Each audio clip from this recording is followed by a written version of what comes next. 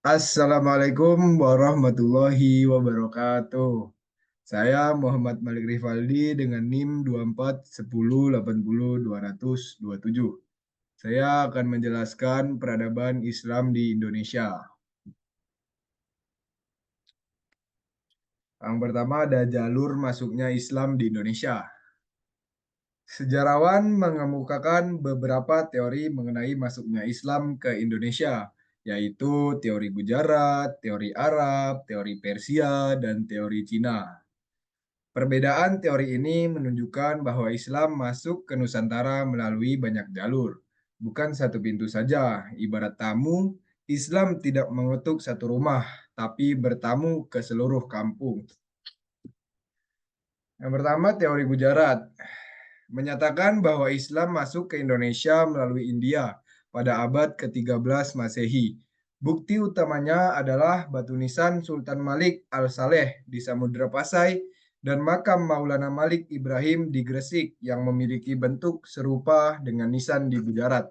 Berdasarkan temuan ini, beberapa sejarawan Belanda menyimpulkan bahwa pedagang Muslim dari Gujarat berperan besar dalam Islamisasi Nusantara. Selanjutnya, teori Arab menyebutkan bahwa Islam masuk langsung dari Mekah sejak abad ke-7 Masehi. Bukti kuatnya berasal dari catatan perjalanan pendeta Buddha I, Singh, yang menemukan komunitas Arab Muslim di Barus dan Palembang. Teori ini menegaskan bahwa hubungan Indonesia dengan dunia Islam sudah terjalin sangat awal, bukan ketika Islam masih bahkan ketika Islam masih muda secara usia. Selanjutnya, teori Persia.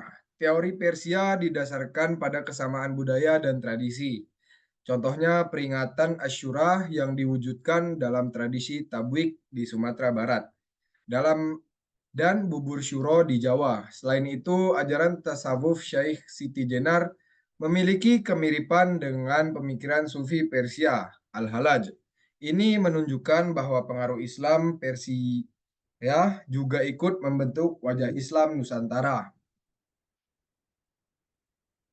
Selanjutnya, teori Cina menyebutkan bahwa Islam masuk melalui perantau Muslim dari Cina. Kronik Dinasti Tang mencatat adanya pemukiman Muslim di pesisir Cina sejak abad ke-7 Masehi. Bahkan Raden Fatah, Raja pertama Demak, disebut memiliki keturunan Cina. Fakta ini menunjukkan bahwa Islam di Indonesia berkembang dalam suasana multikultural. Selanjutnya, strategi dakwah Islam di Indonesia. Keberhasilan Islam berkembang pesat di Indonesia tidak lepas dari strategi dakwah yang bijaksana. Para penyebar Islam menggunakan jalur perdagangan, perkawinan, pendidikan, serta kesenian dan budaya. Pendekatan ini membuat Islam mudah diterima tanpa menimbulkan konflik besar di masyarakat. Perdagangan dan perkawinan. Perdagangan menjadi media dakwah utama karena Nusantara merupakan jalur dagang internasional. Para pedagang Muslim dikenal jujur dan berakhlak baik sehingga menarik simpati masyarakat lokal. Selain itu, perkawinan antara pedagang Muslim dan wanita lokal turut mempercepat proses Islamisasi, terutama di kalangan bangsawan dan elit masyarakat. Pendidikan, seni, dan kebudayaan. Pendidikan Islam berkembang melalui pesantren, dayah, dan surau. Para ulama mengajarkan Islam secara sistematis kepada masyarakat.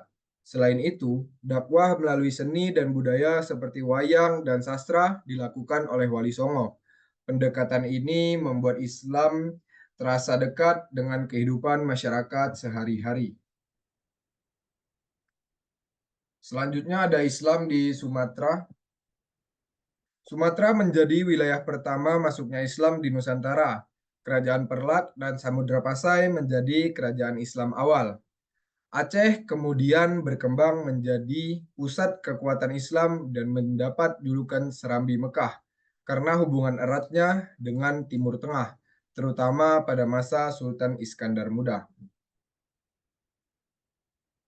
Selanjutnya Islam di Jawa. Perkembangan Islam di Jawa semakin pesat ketika Majapahit melemah. Kerajaan Demak muncul sebagai kerajaan Islam pertama di Jawa dan menjadi pusat dakwah Islam ke berbagai wilayah seperti Kalimantan, Sulawesi, dan Maluku. Peran Wali Songo sangat besar dalam proses ini.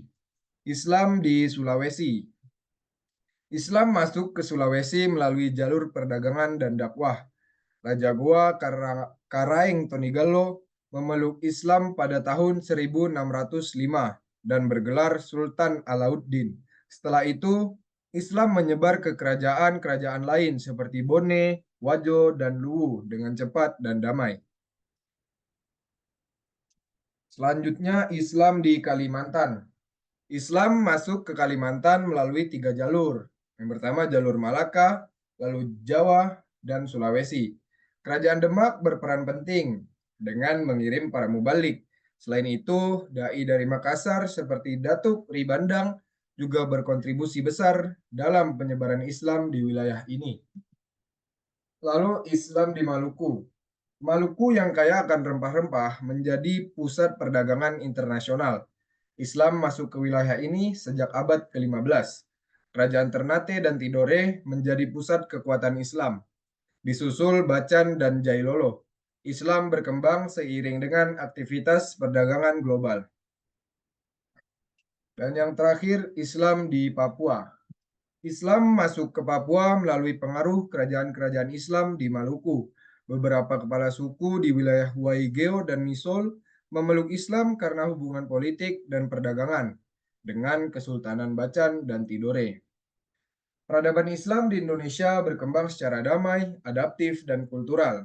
Islam tidak menghapus budaya lokal, tetapi menyatu dan memperkaya peradaban Nusantara. Inilah yang membuat Islam di Indonesia memiliki karakter moderat dan toleran hingga hari ini. Sekian dari saya. Wassalamualaikum warahmatullahi wabarakatuh.